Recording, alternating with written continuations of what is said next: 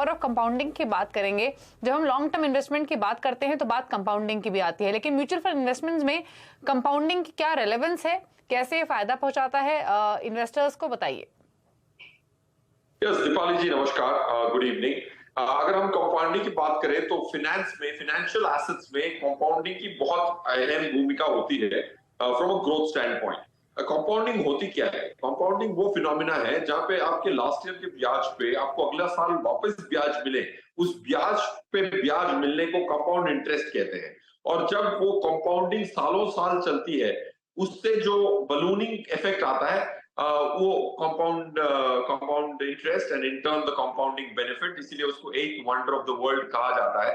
So that's basically, अगर समझिए आपने 100 रुपए अब लगाए हैं और एक साल बाद अब उसकी वैल्यू 10% की ग्रोथ पे 110 रुपए हो जाती है, तो अगले साल आपको 110 पे ब्याज मिलेगा और उसकी 10% होती है 11 रुपए।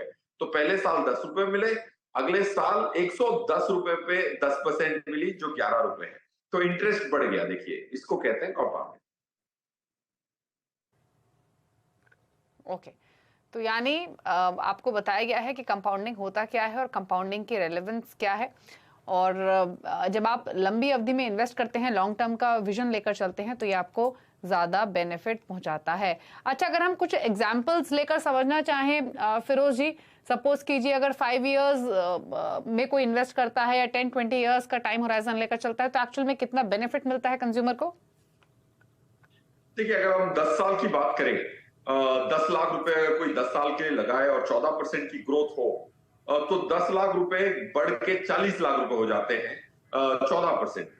तो अगर हम अब नेक्स्ट स्टेप में 15 साल की समय ले, तो वही पैसा 10 लाख रुपए 15 साल में पहुंच जाता है 14% पे 70 लाख पे। 20 साल में अब देखिए कंपाउंडिंग का इम्पैक्ट, 15 साल में 70 लाख, 20 साल में सीधे आप 1.4 करोड़ पे पहुंच जाते हैं, और 25 साल में 2.6 करोड़ पे, और 30 साल में 5.1 करोड़ पे। तो सेम 10 लाख की अमाउंट जो 10 साल में सिर्फ 40 लाख होती है, और अगर 20 साल की कंपाउंडिंग हो और टोटल 30 साल हो, तो आपकी टोटल वैल्यू 5.1 करोड़ हो जाती है। So this is the power of compounding.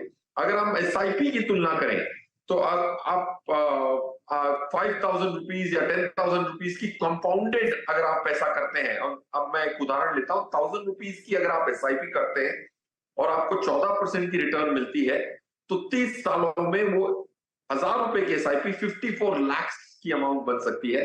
That's the power of compounding.